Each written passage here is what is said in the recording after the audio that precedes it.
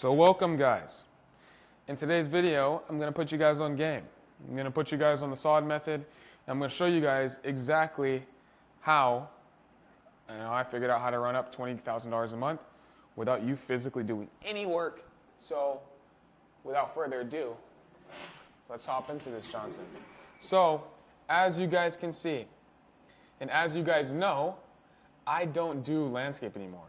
I pretty much only do maintenance, and I only take care and handle maintenance customers. So I do want to show you guys exactly how I do that. So, I mean, if you do landscape, if you do SOD, this method will still work for you.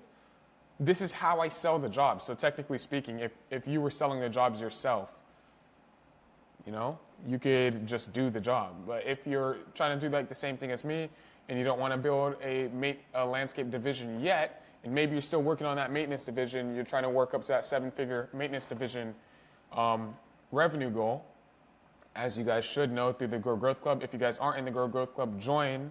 I left the link in the description. If you guys want my team to set up all the systems in your business, link in the description as well. So this is something that we all do in the Grow Growth Club. We create divisions with all of our companies. We understand that every single service in our industry should be ran like an independent business or an independent division, because they are independent businesses and they run in completely different ways. So if you try to run everything at once, that's why your ass is so stressed. This is how we solve that problem. So for example, if you're already building your landscape division, this is going to be for you. If you're building your maintenance, but you still want to make extra money in landscape and want to arbitrage jobs like how I do, this is the SOD method. So SOD method. Understand the reason why you're building a SOD route specifically, so you know how to structure the route. So what's the reason with SOD? Why am I so pinpoint on SOD? Because everything is square footage based, right? Everything is square footage based. Anyone can do the quote. There's no special eye for SOD jobs. It's literally measurements. If you can measure, you're good. Like, that's pretty much all you need. A measuring wheel and someone to be able to do math. So if you're able to do calculations, anyone can go quote this job. That's what I'm looking for when I look for landscape jobs, especially things that you're going to subcontract or things that you're going to scale into a full-blown route. Unless it's full-blown landscape design and you're going to run like $1 million route. Unless you're doing that, $1 million truck, I would not be doing landscape for like little mini projects here and there. Like, you're wasting your time. So these are the things that matter. Your brand, obviously how people perceive your company is why they will call you. If people perceive you as a SOD company, they will call you for SOD. Again, when I say different divisions should be branded differently. And this is something that I take very seriously in my business, with making sure we're branded for maintenance. And if we're doing landscape, and when we start building a landscape division, or if we start building a landscape division, I will make sure that division is branded as a landscape division or a SOD division, like very specific, pinpoint. Because if a customer knows you as this person, you're going to get called for that. So brand matters a lot. Marketing obviously matters a lot, very specific, one service marketing, as you guys know from the Grow Growth Club. Sales processes, which this is what we're going to hop into, like the sales flow. Affiliates, which is a big one to like keep a little bit more consistency, especially in the beginning.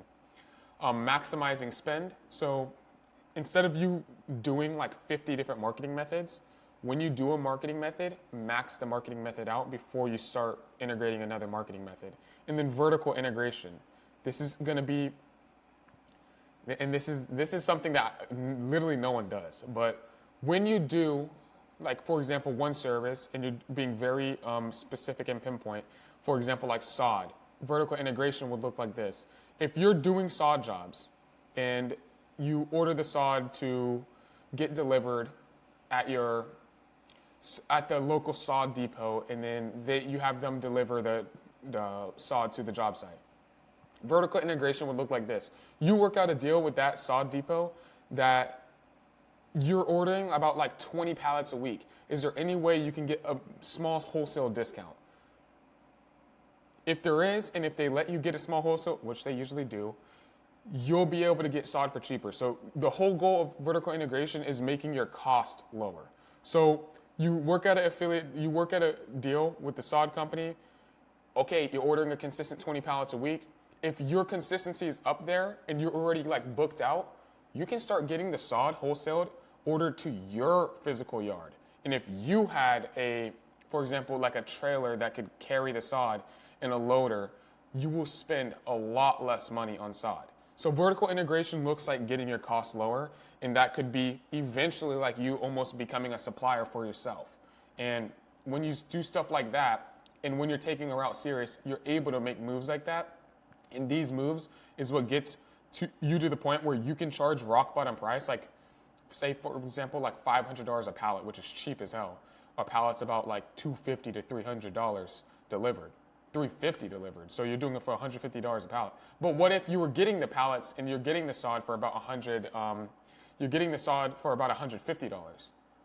Now you're making $350 a pallet. Now it's in the case scenario like you're charging $700 a pallet. So you could bring your price lower, close every single job, and make more money than everyone else. Or you can just make extreme amount of money, more than everyone else, and put more money in ad spend, which that's what I would say. So for marketing, for SOD, you need yard signs, ads, landing pages, and vehicle decals. Vehicle decals are important, so when you're on properties, people physically see that you're the SOD guy. If everything looks like you're the SOD guy, you're gonna be cooking for sure. Landing pages, this is where your ads are going to land. So when you do run the ads, all these ads are gonna go to a specific SOD landing page. You need to make sure you have landing pages built out on your website and you're not just directing people to a home page. Direct them straight to a contact form landing page, like if you were buying a course, bro. Like that's how it should look. If you integrate that into your lawn care and landscape company, you're gonna cook. Ads, this is Facebook and Meta ads, and then also trickle in a little bit of Google ads to boost your ranking. So running Google ads, for SOD, you will get kind of a bunch of different type of jobs from Google for sure. If your listing's not, very pinpointed on SOD.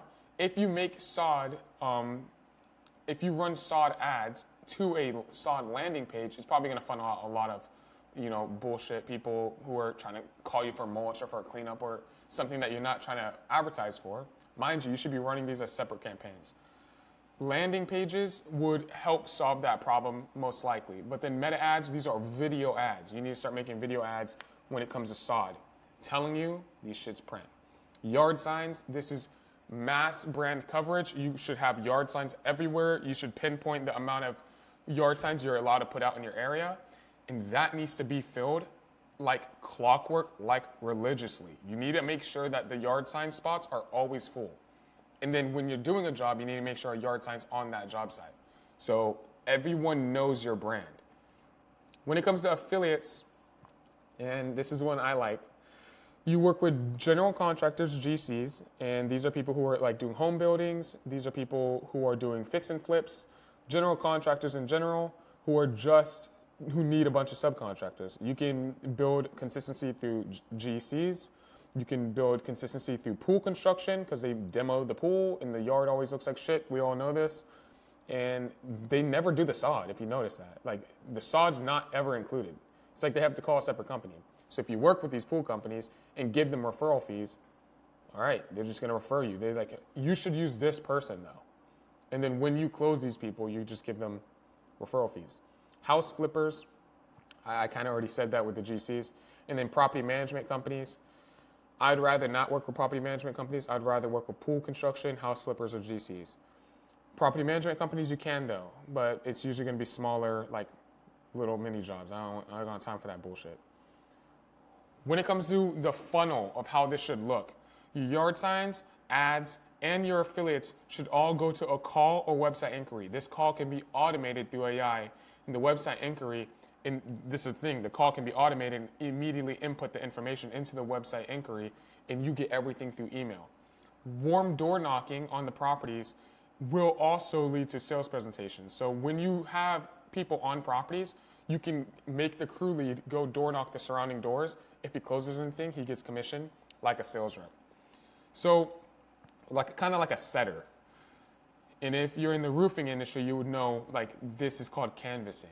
Like, we don't talk about this a lot in lawn care because no one really advertises that hard, but if you were taking this shit serious, you would know what canvassing is. This is kind of what it is. Sales, all this leads to a sales presentation. You actually have a physical presentation. And this is a remote sales rep that doesn't work for your company unless you're actually building your own route. If you're using subcontracting method, you're not, this guy is like a contractor basically. And all you supply is a uniform. You supply him like a sales uniform and like a presentation booklet where he's going and presenting to the customer. So when he does his sales presentation, he's either going to get a yes or a no. If you get a no, then you're going to set up automated retargeting. And it's either going to be a hard no or right back to a yes. So the retargeting, if people say no, because a lot of people just say, oh, they said no, 2 weeks of retargeting. There's going to be 5 texts that get sent to the customer within 2 weeks. There's going to be 4 calls to the customer within 2 weeks, 2 calls a week. And there's going to be 5 emails that are automatically sent to the customer within 2 weeks. So like our goal is to try to get all the revenue that we can. A lot of this shit can be done using AI and just software. Like, this is what I'm saying. Most people don't know how to integrate these systems.